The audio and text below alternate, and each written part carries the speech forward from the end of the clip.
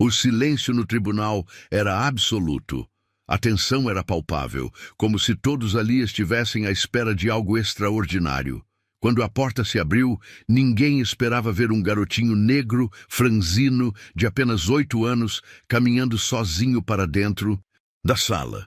Ele vestia roupas simples e um tênis surrado muito maior que seus pés. Seus olhos, grandes e atentos, percorriam cada canto do lugar.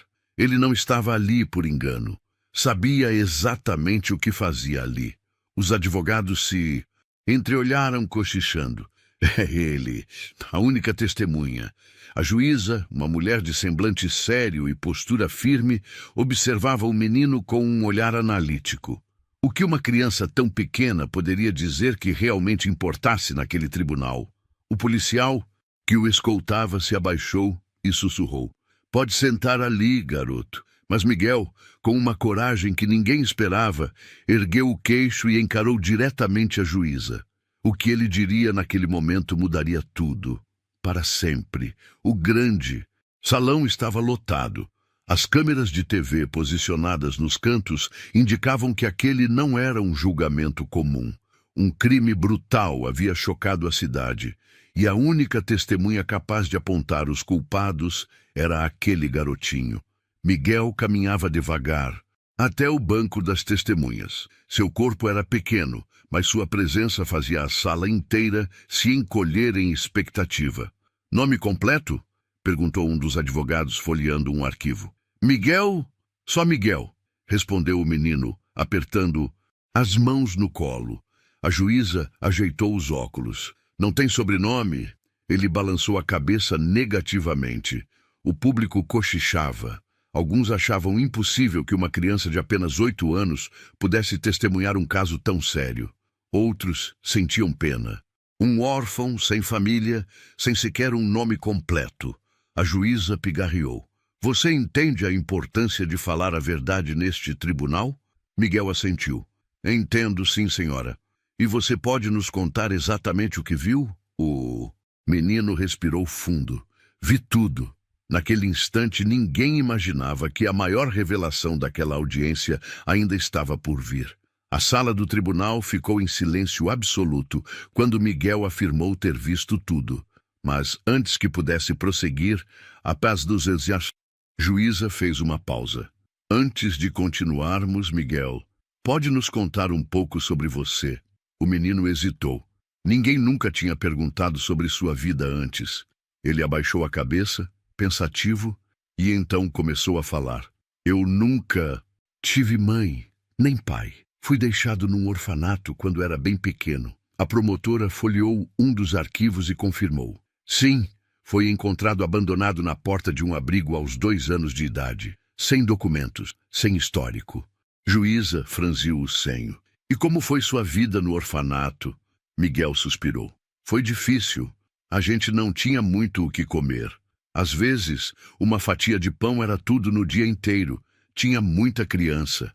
Algumas eram boas, mas outras batiam em mim porque eu era menor. Os adultos nem sempre cuidavam direito. Ele mexia os dedinhos nervosamente, lembrando-se dos dias em que chorava à noite, com fome, abraçado a um cobertor velho que encontrou no lixo. Eu via os outros meninos sendo adotados, mas ninguém nunca me escolhia. A defensora pública se manifestou. Houve algumas tentativas de adoção, mas ele sempre voltava ao abrigo. A juíza se ajeitou na cadeira. Por quê? Miguel... O menino ficou em silêncio por um momento. Então olhou diretamente para a juíza e respondeu, porque ninguém quer um menino que já está quebrado. Houve um burburinho no tribunal. Algumas pessoas engoliram seco. O advogado da defesa resmungou algo inaudível. A juíza, porém, não disse nada. Apenas o observava com uma expressão estranhamente distante, como se aquela história mexesse com algo dentro dela. Miguel continuou. Um dia, eu percebi que não ia ser adotado. Então fugi. Preferia dormir na rua a voltar para lá. Você fugiu sozinho? Perguntou a juíza. O menino assentiu. Eu conheci outras crianças que moravam na rua. A gente se ajudava. Catava comida no lixo. Corria de gente ruim. Ele parou por um instante. Mas uma noite, eu vi algo que não devia. Algo que trouxe a polícia até mim. O tribunal ficou tenso. A juíza inclinou-se para a frente. Foi esse crime que você testemunhou? O menino olhou diretamente nos olhos dela. Sim, a tensão na sala ficou insuportável. Miguel não fazia ideia de que aquela história, que sempre foi só dele, estava prestes a mudar completamente. A juíza respirou fundo. Algo no olhar daquele menino a inquietava, mas ela manteve a postura firme. Miguel, você disse que viu tudo. Quero que nos conte exatamente o que aconteceu naquela noite. O garoto ficou em silêncio por um momento, como se estivesse revivendo as cenas na cabeça. Então, com a voz baixa, começou a contar. Eu estava dormindo num beco, perto de um mercado fechado. Sempre ficava lá porque um moço do mercadinho me dava um pão às vezes. Mas naquela noite acordei com um barulho estranho. Gente discutindo, gritando. A promotora se inclinou atenta. Você viu quem eram essas pessoas? Miguel assentiu. Vi. 2 homens grandões e uma mulher estavam brigando. Parecia que um deles queria ir embora, mas os outros não. Deixavam. Aí começou a luta. Um deles puxou uma arma. Ele parou como se estivesse reunindo forças para continuar. Eu vi quando ele atirou. Vi quando o outro caiu. A sala do tribunal ficou em choque. Algumas pessoas se remexeram desconfortáveis nas cadeiras. A juíza manteve a expressão séria. E o que aconteceu depois? Miguel apertou as mãos. Eles viram que eu estava ali. Houve um murmúrio. E o que fizeram? O garoto olhou para baixo. Um deles correu atrás de mim. Fiquei com medo. Mas aí a polícia apareceu. Eles fugiram. A promotora confirmou com um aceno de cabeça. O depoimento dele bate com as evidências do caso. A perícia encontrou rastros da fuga no beco. A juíza fez uma anotação, mas algo nela estava estranho. Ela tentava se concentrar no julgamento, mas sua mente começava a vagar. Ela olhava para o menino e sentia uma estranha familiaridade. Algo no formato do rosto, no jeito como ele franzia a testa ao falar. Então Miguel fez um movimento involuntário. Levou a mão ao pescoço, como se estivesse desconfortável. A juíza congelou. Seus olhos fixaram no pequeno espaço de pele exposto sob a gola da blusa do menino. Um pequeno sinal de nascença de formato peculiar. Seu coração disparou. Aquele sinal, aquele exato sinal. Ela paralisou. Sentiu uma onda de calor subir pelo corpo. Não podia ser. Ela olhou novamente para Miguel. Ele parecia tão pequeno, 8 anos, a mesma idade que seu filho teria, caso não tivesse sido roubado ainda bebê. A juíza se recostou na cadeira, tentando disfarçar seu nervosismo. Mas agora ela não conseguia mais tirar os olhos do menino. A sala do tribunal parecia girar ao redor da juíza. O pequeno garoto à sua frente continuava seu depoimento, mas suas palavras pareciam abafadas, como se viessem de muito longe. O sinal de nascença. Ela piscou, tentando recuperar o foco. Não podia ser coincidência, mas e se fosse? Respirando fundo, ela olhou diretamente para Miguel. Pela primeira vez naquele julgamento, sua voz saiu hesitante. Miguel, você sabe alguma coisa sobre sua família biológica? O menino franziu a testa, confuso com a pergunta repentina. Não, nunca soube nada. Me encontraram num abrigo quando eu era bem pequeno. Você lembra onde era esse abrigo? Miguel deu de ombros. Não lembro. Passei por muitos. A juíza olhou para os documentos diante dela. Seu coração batia forte, como se quisesse sair do peito. Você sabe como chegou lá? O menino hesitou. Algo parecia incomodar sua memória. Uma mulher me levou, mas eu era pequeno demais. Não lembro o rosto dela. A juíza sentiu um calafrio na espinha. Um turbilhão de emoções começou a tomar conta dela. Ela voltou a olhar para os arquivos do caso. O ano, a idade do menino, o orfanato onde ele foi encontrado. Tudo batia. Ela fechou os olhos por um segundo. Seu peito subia e descia com a respiração acelerada. Não podia ser verdade. Mas e se fosse? Um impulso tomou conta dela. Ela olhou para um dos oficiais do tribunal e ordenou: quero um levantamento imediato sobre a entrada desse menino no sistema de adoção. Verifiquem registros hospitalares de crianças desaparecidas nos últimos 8 anos. Houve um murmúrio na sala. Meritíssima, o advogado da promotoria perguntou confuso. Apenas faça isso, disse ela, sua voz carregada de urgência. O tribunal esperou. Minutos se passaram, mas para a juíza pareceram horas. Então, um dos assistentes voltou apressado, segurando uma pasta. Ele entregou os documentos a ela. A juíza abriu os papéis e, ao ler o conteúdo, sentiu as pernas fraquejarem. Era ele. Os registros eram claros. Miguel havia sido registrado no hospital como seu filho, mas desaparecera logo após o nascimento. Um caso que nunca foi resolvido. Seus olhos marejaram. O tribunal inteiro percebeu sua mudança de expressão. Ela olhou para Miguel novamente. O garotinho franzino, inocente, órfão, era seu filho. Por um instante tudo desapareceu. O tribunal, os advogados, os espectadores, só existiam ela e Miguel. A juíza levou uma das mãos à boca, segurando um soluço. Miguel franziu a testa confuso. Senhora juíza, você está bem? Ela se inclinou para a frente, seus olhos brilhando com lágrimas contidas. Sua voz saiu quase como um sussurro. Miguel, quando você nasceu, você tinha um nome? O menino balançou a cabeça. Não, sempre me chamaram de Miguel no abrigo. A juíza fechou os olhos por um momento. E então, finalmente, disse o que jamais imaginou dizer naquele tribunal. Miguel. Seu nome não era Miguel.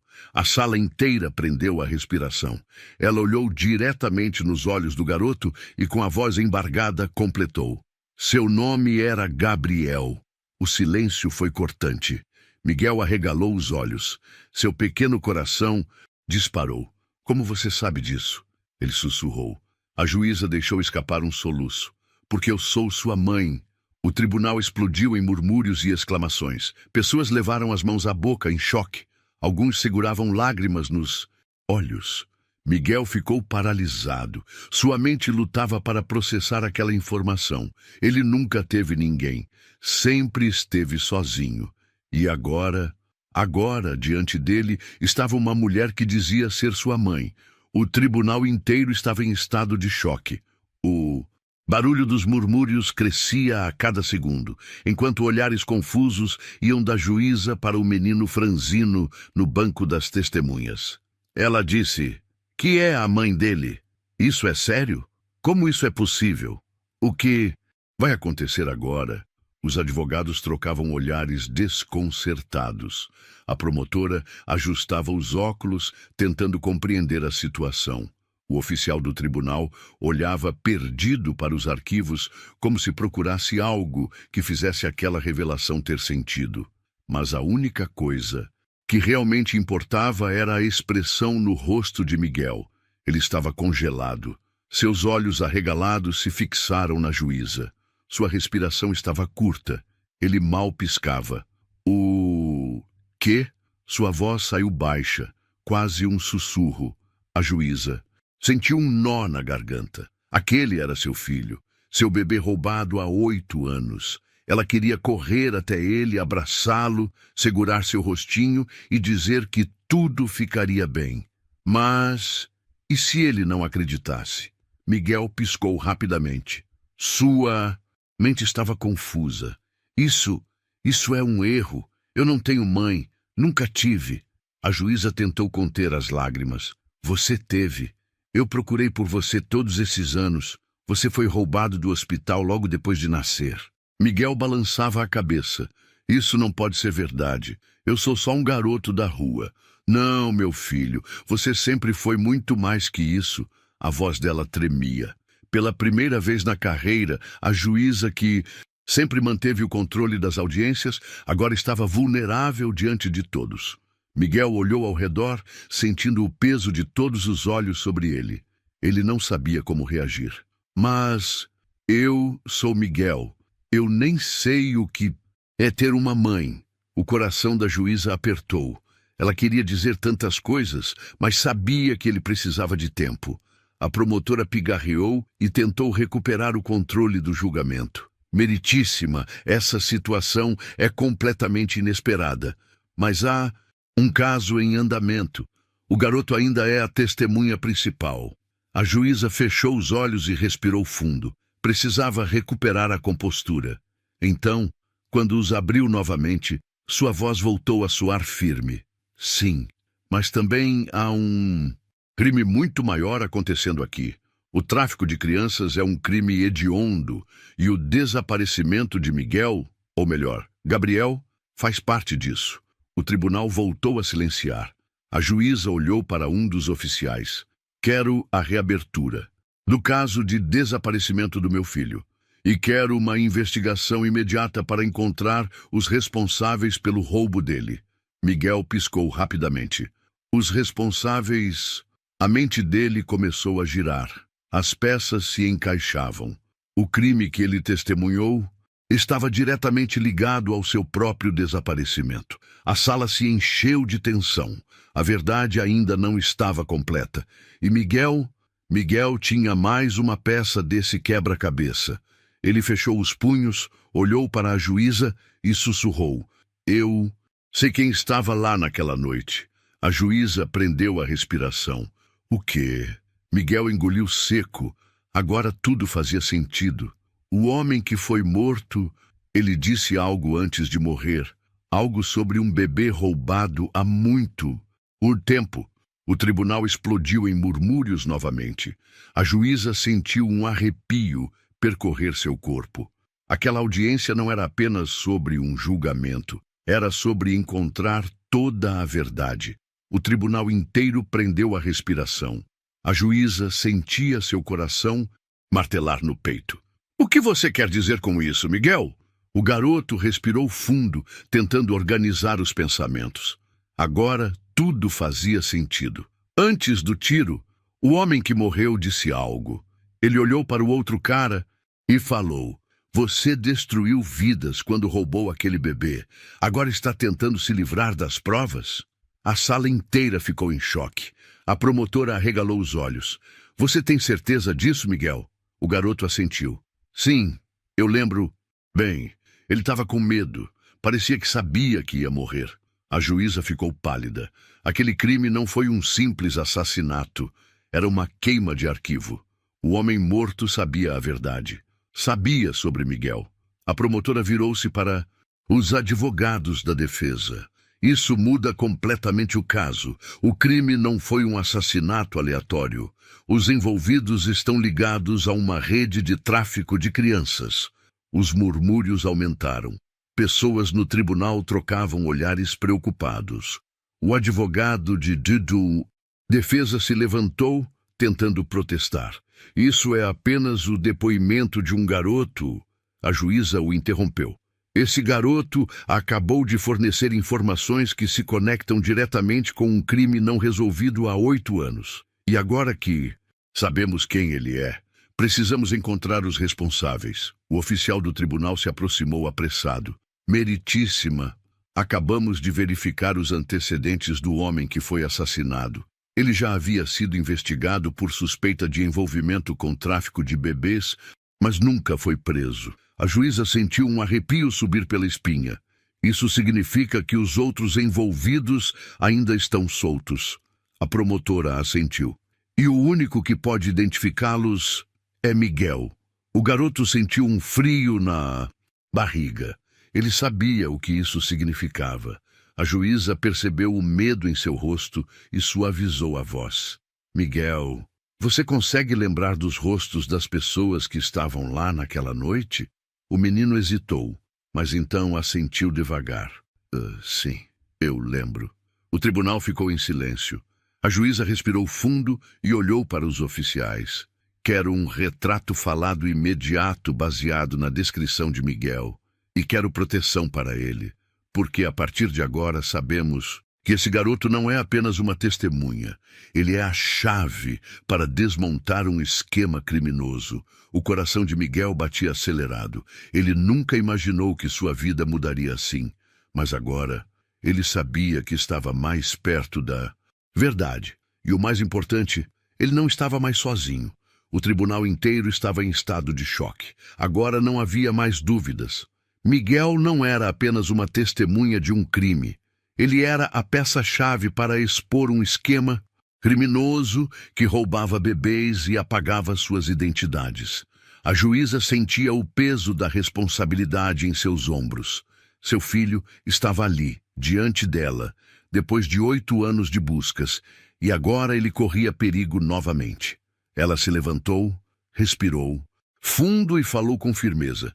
Quero que este caso seja tratado como prioridade máxima. Vamos identificar e prender os envolvidos nesse esquema.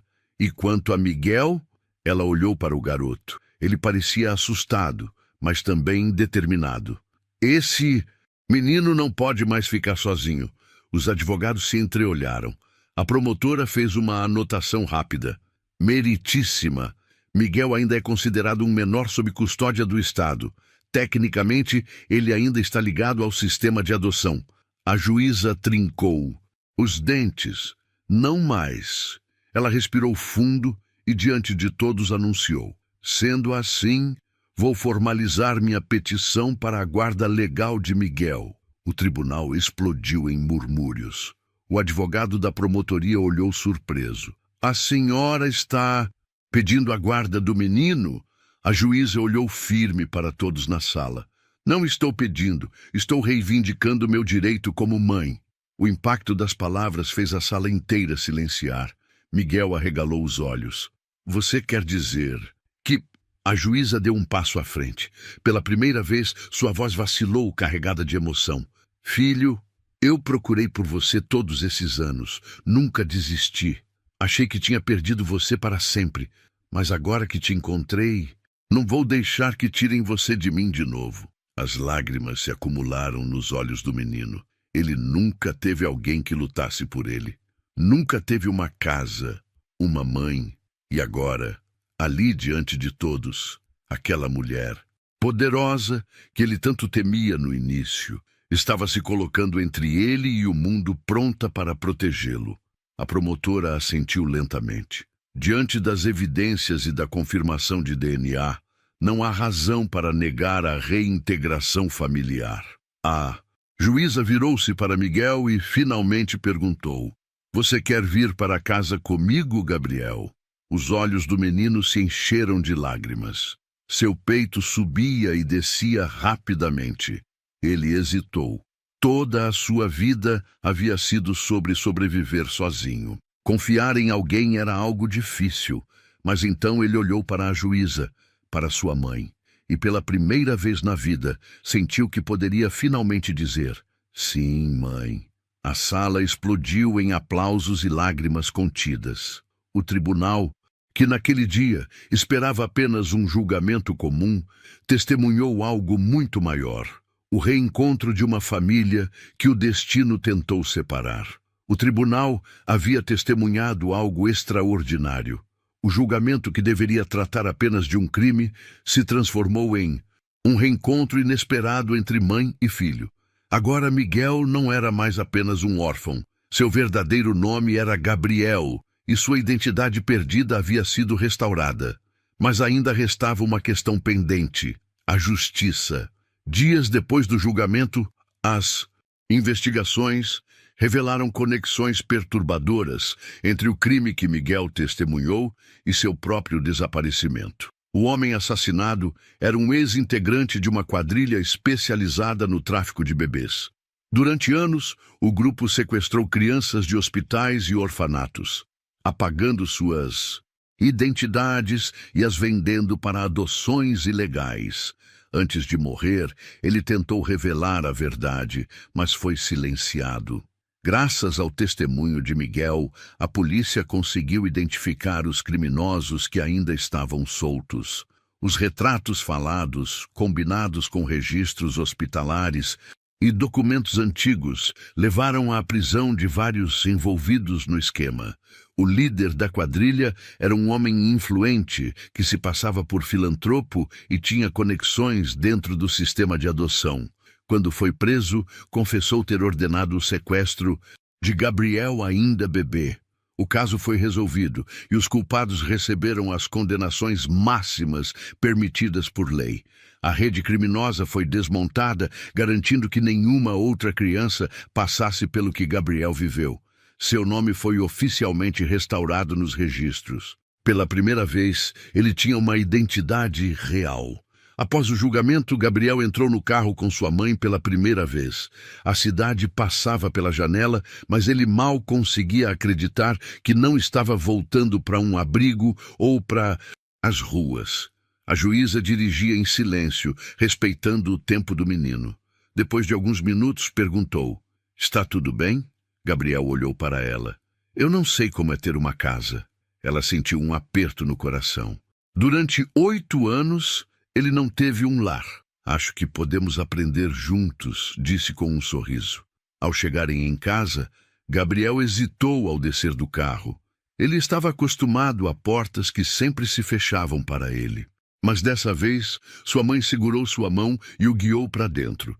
No quarto preparado para ele, havia uma cama confortável, cobertores macios e brinquedos novos. Tudo parecia surreal. Ele ficou parado na porta, sem saber o que fazer. A juíza ajoelhou-se ao lado dele. "Você pode dormir aqui, ou se quiser, pode dormir no meu quarto nos primeiros dias, até se sentir seguro." Gabriel olhou para ela. Nunca ninguém tinha se preocupado assim com ele. Então, pela primeira vez em muito tempo, ele sorriu. "Eu gosto daqui." Ela assentiu emocionada. "Bem-vindo para casa, filho."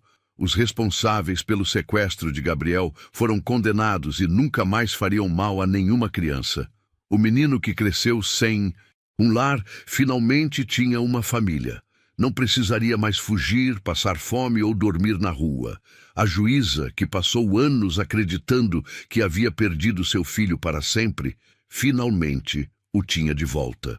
Uma história que começou com sofrimento, terminou com um reencontro que ninguém imaginava ser possível. A justiça havia sido feita. O tribunal, que viu Miguel apenas como um órfão, agora sabia a verdade. Ele era um sobrevivente. Seu passado foi marcado por dor, mas seu futuro seria repleto de esperança. E se fosse com você, o que faria se descobrisse que seu filho perdido estava bem na sua frente?